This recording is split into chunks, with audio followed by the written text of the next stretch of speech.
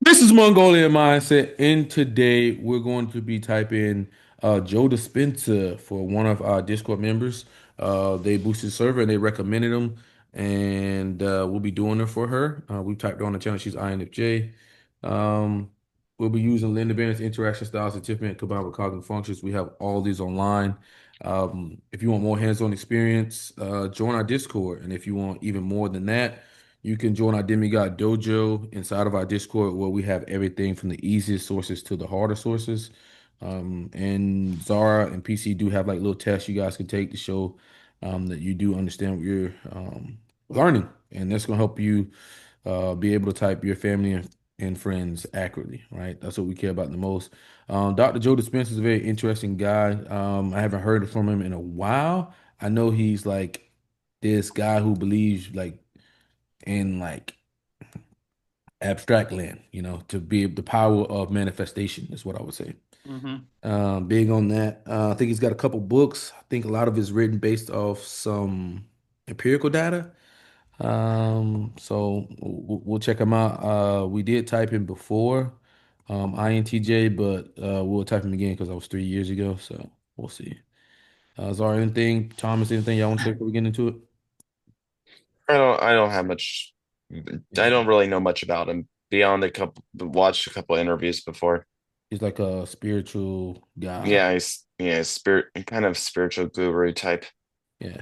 So guys, we're gonna go over there and check. Damn, why does he kind of scares me? Um, so let's go see what they have at personality database. They have him as an INFJ. Mm, So I mean that's fair. And then right behind I it, you think got INTJ. it's actually reasonable, I think. Reasonable. Yeah, yeah. and I could have been wrong and got him wrong. So we'll see Yeah. today. So guys, INFJs, they are direct, they're responding, they're process oriented, they're affiliative, they're emotive, they're abstract, they're TIFE and SENI, right? Hmm. And what we're gonna be seeing with them is they're gonna be leading overwhelmingly with NI hero, right? Manifestation, you know, seeing like their future very early, knowing like what their vision, what their purpose is in life, right? They're gonna know that pretty early on. So if we see that, we'll be like, oh shit, we got NI Dom here, baby. If not, we'll see. Was I right three Many years ago? people are waiting for something in their life to change, to take away the lack or the separation of not having the life that they want. You work hard and you start accumulating abundance or wealth, and you start thinking, okay, I want the boat. When you get the boat, the experience produces an emotion that takes away the lack of not having it. But if you're creating reality and it's not working, then many people will spend their entire life living in lack. Dr. Joe Dispenza. Bestselling author. His expertise is the intersection Already of the fields sounds of direct neuroscience, progression. epigenetics, and What you Hmm. say? You say, Thomas? Or Already sounds like he's direct in progression, but I guess we'll Like find out. progression abstract. quantum Yeah. physics. Dr. Joe Dispenza. Nothing changes in our life until we change. If you want to become abundant, study abundant people. What are the qualities and characteristics that you Very fucking TE study abundant yeah. people. would have to embody to become that abundant person, and get busy doing that? You got to be really badass good at something. You got to know your message. You got to know what you're doing. And then the critical NI. You gotta know, you gotta know. Yeah, you got to know your message because for NI DOMs, the message comes first. So, because they're leading with the hero, they're leading with NI. So, the message comes first, and then they work to go get the message out. criticism becomes actually an exchange of information. I think we're living in a crazy time where it's very easy to take shots at people. But I think if you're really an expert on what you do, it's hard to take you down. Yeah. You think we need to forgive in order to heal then? Yes, I do. And forgiveness is taking your attention off that person or problem. The only way you do that is overcome the emotion. We have people that have to lower the volume of that emotion and keep taking their attention off that problem. The body is an unbridled horse. Sooner or later, the body is going to acquiesce. When it does, there's a liberation of energy. The heart opens up and the person feels completely different. Is there something you think cannot be manifested? Well, I mean, I want to hear that. I'm excited that you're back on, and I want to dive into the first question because I think a lot of people are feeling stuck in their lives. They're feeling stuck in different areas of their lives. So what do you think is the biggest thing, first off, that is blocking people from experiencing healing in their life to create more peace? Yeah. Well, unfortunately, you have to do the work. You have to light a match in a dark place. If 95% of who we are by the time we're in the middle of our life are a set of hardwired attitudes, beliefs, and perceptions, automatic habits and unconscious behaviors, and immediate emotional responses, 95% is programmed into our biology. It's not enough to think positively, because you can think positively with the 5% of your conscious mind. What are you saying, T? Systematic? I think he sounds very systematic. Yeah. Systematic abstract. Yeah. Sound like I was right 3 years ago. We were right 3 years ago, Thomas. But we're programmed subconsciously He's talking to about feel basically the negative, system of right? the So mind. mind and body are in opposition. And so the work is, if your personality creates your personal reality, and then your personality is made of how you think, how you act, and how you feel, then the first step to change, to truly change, First step, progression, is kind of uncluttering ourselves from those programs. And we've discovered, based on our research, is the best based on the TE. way to do that is to become conscious of those Best way to do it, systematic. unconscious thoughts. So conscious of those unconscious thoughts that we don't go unconscious to them in our waking day. I can't, it's too hard, I'll never make it, I'm a failure, it's someone else's fault. And then, a habit is when you've done something so many times that the body now knows how to do it better than the conscious mind. The body's programmed, basically behave as if it's in the past, right? So think about any habit that you've ever broken. The first thing that happens is you feel uncomfortable. The body's craving, it's familiar, known patterns. And so you have to become conscious. And then many times when we're breaking a habit, you forget and you go unconscious. So the fundamental question is, how many times do you have to forget until you stop forgetting and start remembering? How many times is that? I don't know. It just depends on the person. Right. That's the moment of change. And then emotions, of course, are chemical residue. They're records from the past. And the stronger the emotions we feel from some past event, the more we pay attention to it. And the arousal from some stressful event causes the brain to freeze a frame and take a snapshot. And that's a long-term memory, right? So when the person thinks about the event, they're producing the same chemistry in their brain and body as if the event was occurring. And it just takes a thought and a feeling, an image and an emotion, a stimulus and response, and you can condition your body to subconsciously become the mind of that emotion.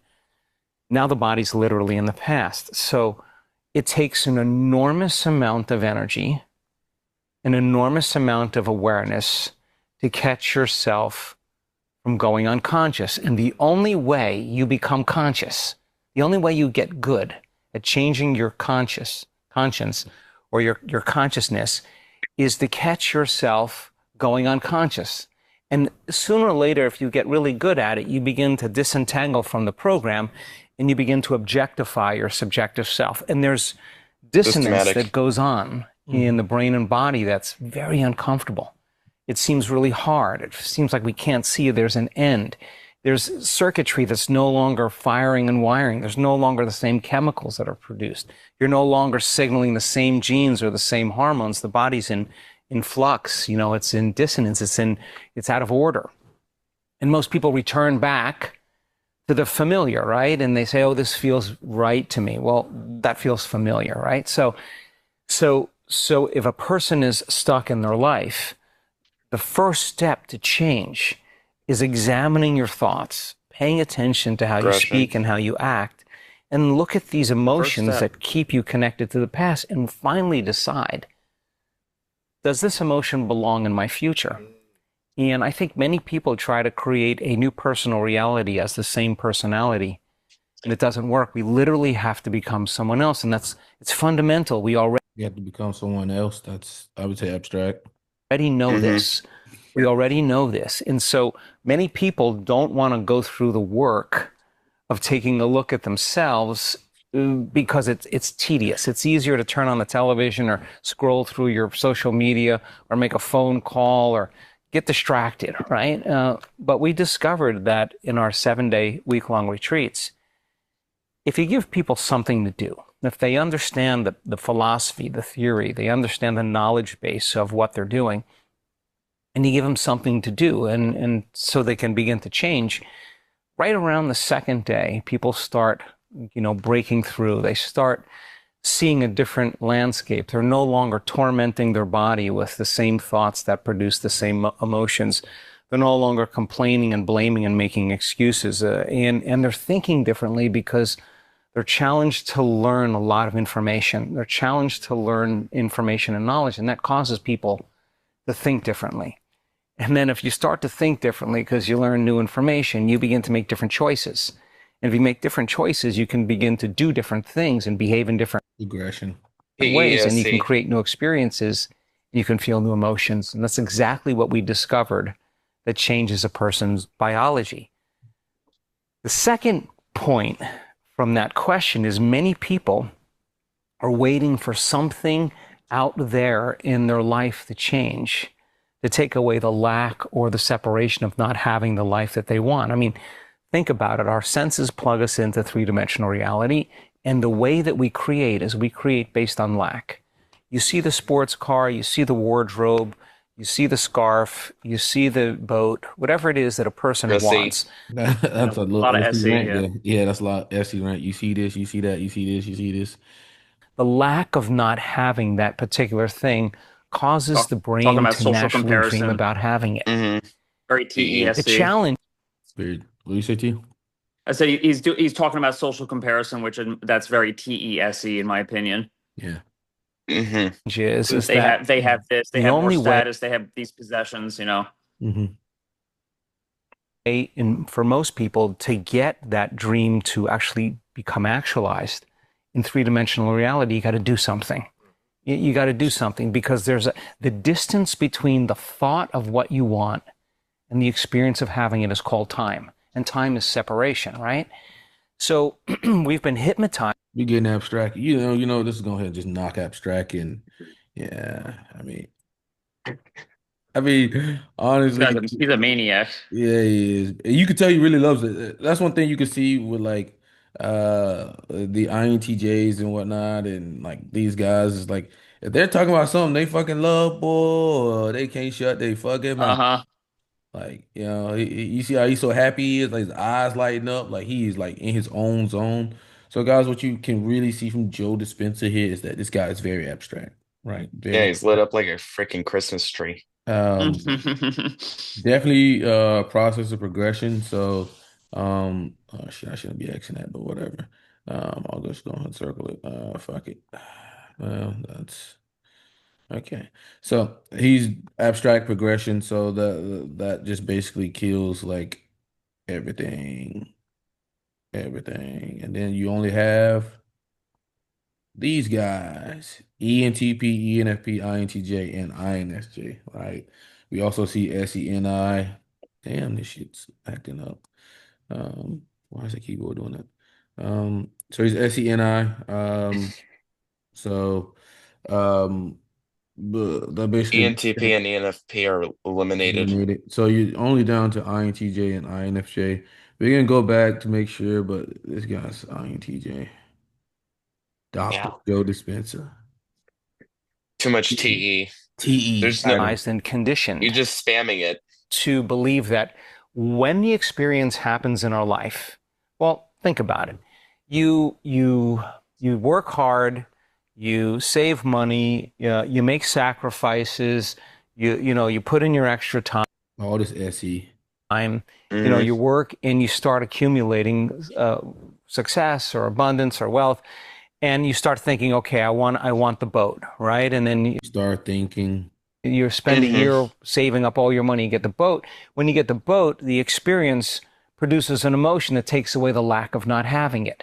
But if you're creating reality and it's not working, creating reality, abstract, then many people will spend their entire life living in lack or separation. And we cannot attract anything in our life that we feel separate from. It's impossible. So say it one more time. We cannot attract anything we want in our lives that we feel separate from. Exactly. What if we do attract something from lack? When we have it, how will it make us feel? He's direct. I wonder what his type is. Is he ESTP? If you work hard and you put in your time, and matter to matter, you're getting your behaviors to match your intentions and your actions equal to your thoughts. You're getting your mind and body working together. You're going to run into your goal. You're going to run into. That's very NI. That's very NI. Yeah. Your I was experience. about to say. The experience of your abundance, your experience of your thing that you want, takes away the lack of not Very NI. Very NI. having it, right? But some people are creating, but they're spending their whole life in lack, waiting for their world to change to feel abundant, right? And we discovered that that's kind of the opposite of the way people actually get what they want. When they start holding a very clear vision of their future. And we call that vision of the future. He's projecting. Yes. That's what's kind of funny sometimes. Like, his message works for anti-doms. His message is gonna work Not for anyone else. and nobody else. Yeah. Same with Arnold and Kobe and Yeah, a lot of them. because they're just telling you how to use your hero function, right? Better. That's literally it. But he's doing it from a positive perspective, being more optimistic, Mindful. Yeah, more spiritual with it. But like I would say more the Oracle lens. Yeah. intention, and you need a coherent brain to do that, and we work diligently to get people's brains tuned up to order. The more coherent the brain, the more high functioning it is, the greater the signal. Systematic. And it turns out that you have to feel the emotion of the future before it happens, because the emotion is the energy that's going to drive your body to that end. See, he's literally unpacking NI here, right? Yes. Literally are attached to an emotion of the future, and that's what literally drives them to get the future that they want. Like, if you're looking at Kobe, he had an emotion to being the best basketball player, and since he's deriving emotion from that, being the best basketball player of all time, when he's 5-6 years old, he's able to put in all that work necessary to get there. He's going to something deep into the future and working towards to get that. That's a very amazing way that he put that. Yeah. To have the experience. And at the same time, if you're truly practicing feeling the emotion of your future, you won't be in lack. In fact, you'll feel, if you feel like your future has already happened, you'll never look for it. You only look for it when you feel separate from it. So it's kind of an analogy of cause and effect, waiting for your healing to feel gratitude, waiting for your abundance to feel worthy or successful, waiting for your relationship to feel love, the old model of reality of cause and effect. The new model of reality is causing an effect. Causing an effect. Yeah, the moment you feel gratitude, your healing begins. Wow. The moment you're empowered and you're worthy, you're stepping or generating abundance, you're stepping towards your success. Now, the moment you're in love with yourself and in love with life and you see beauty in all things, it's natural that you'll attract an equal. So that's causing an effect, right? And so I wonder if that was NIFI there. Was that NIFI? Yeah. He's talking about manifestation, and if anything, you could even see his progression, because he's basically saying you got to create some momentum to get there. So you got to start with the baseline habits now to get to your end product. Yeah. Well, I guess, and a lot of times with anti-doms is they are happy as long as they can work towards their future, right? They can work towards their future, they're happy. And the pursuit of that is what makes them happy. If you would just hand them their future, they wouldn't be so happy. They'd be like, oh, fuck. Then they got to find something else now, but it's the pursuit of the future for them. Yeah. All you need is a clear intention and an elevated emotion. And when you combine that clear intention and elevated emotion, just like when a person is remembering the past and feeling the emotion, if you start holding the intention and you feel the emotion, the stronger the emotion you feel, the more you remember the vision, and you can begin to remember your future. Why is that important? Because biologically, if you do it well, your brain will look like it's already happened.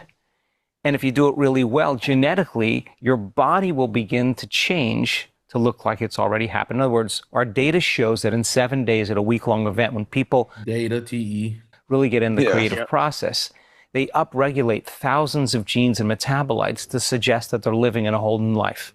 a whole new environment. The body's so objective. It doesn't know the difference between a real life experience that creates the emotion and the emotion that we can create by thought alone. To the body, it's exactly the same. So the body begins to believe it's living in that future. And of course, there's the thought and the feeling. There's the image and the emotion. There's the stimulus and response. We can condition the body emotionally to begin to believe it's living in the future. And if the environment signals the gene, and it does, the end product of an experience in the environment is emotion, you could actually regulate genes, upregulate genes ahead of the environment. That's exactly what we discovered. And people's bodies and brains change enough that it looks like the event has already happened. Now, this is where the fun part starts. Because if there's physical evidence in your brain and body that it has already happened, time to relax. This is when the synchronicities, this is when the opportunities, this is when the coincidences, all of a sudden you no longer have to go anywhere and do anything to get it. Somehow there's an attraction, they're coming to you. They're coming to you without having to do anything. And so it's just a reframing of our understanding of how to create. You can get really good at creating a lot of things matter to matter. You can, study. You can learn from your mistakes. You can, Yo, he's For living sure. in his hero too. He's definitely living in his hero. Like He's living in his spamming hero. Like he's living like, bro. Everything is in out for him, bro. Everything. Yeah, he's just spamming it this whole time. Yeah. So He said spamming. yeah, like me just consistently like just Yeah. over like a number one move, like so And IMAXing. yeah. Yeah. Joe Dispenza. I'm kind of curious, like what the demographics of the people who like follow him, like what they are. I would think it would pretty much have to be all like abstract people. Probably. Yeah. For the most part, What are we thinking for subtype here? Jesus. Normalizing creative. Yeah, I think that's reasonable. Yeah, I think so. NC, huh? We got to come up with NC, baby. Enneagram, what we thinking? Woo, that's a hard one, boy.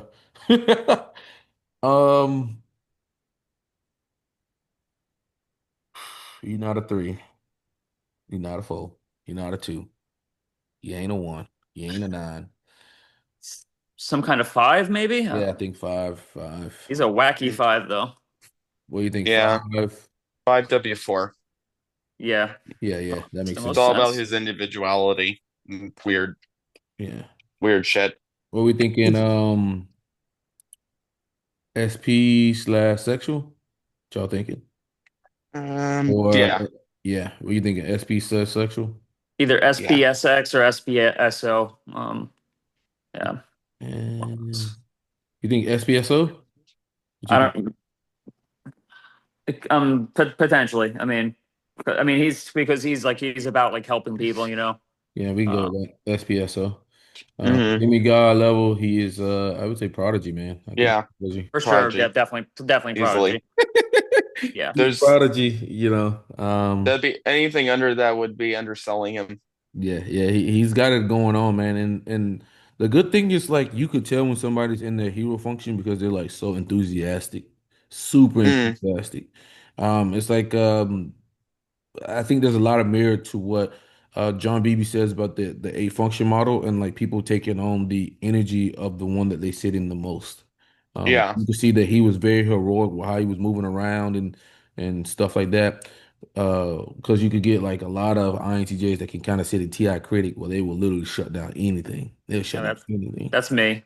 Yeah, it's Tom. Critic is always on guard. Yeah, so I mean, so they come off more INTP-ish. They're probably, if they take a test, they probably score INTP because the critic is like always on guard. But yeah, I mean, it's great to see, man. It's great to see. Joe Dispenza, we did get him right 3 years ago, and it was the same thing. So that's wonderful to see. Anything you guys want to say, Czar, Thomas, Joe? Anything? Any key takeaways? I mean, I think his content is very interesting, and like as we talked about, it's like an in-depth like explication of NI. NI God. Probably more than anything. I think he's definitely very interesting. I think that some like a lot of what he says is like just so deep into abstraction that's even for an abstract person, I think it can be sometimes it's hard to make heads or tails of what he's saying. Yeah. Um, Yeah. Yeah. I mean, I would have to, I would be more interested in his empirical data and see what yeah, that's his true. empirical data has EE. back based on that, because that'd be pretty dope. Because we do know that like NI does change your brain, man. It does change your brain. It is what it Yeah, that's true. Yeah, I could see that. um, you know. So I would love to see that. It's like Dario has it as in transforming yourself. I see it, you think about it every day, everything, you put everything on one line of something, then obviously you transform yourself into that person over time. Just like Arnold, you're not going to be the best from one day to the next. But as long as you got the NI on it, you'll get there. Yeah, I think I that's guess it. apparently he's I'm just looking at something. I guess he's also a chiropractor. Interesting. Wanted to see if he has a book. It looks like yeah, he has Becoming Supernatural. You are the placebo, and I. Yeah. It's basically so that's what he's talking about. So yeah, he has at least a couple books. Yeah. I don't know, maybe I'll look into it at some point. You are the placebo. That's so NI. Yeah, that's kind of Yeah. hilarious actually. Breaking the Habit of Being Yourself. That's another book. Evolve Your Brain. So, and I Very, evolving, progression, yeah. transformation. So. Transformation. Yeah, that's awesome. Yeah, brain. Yeah.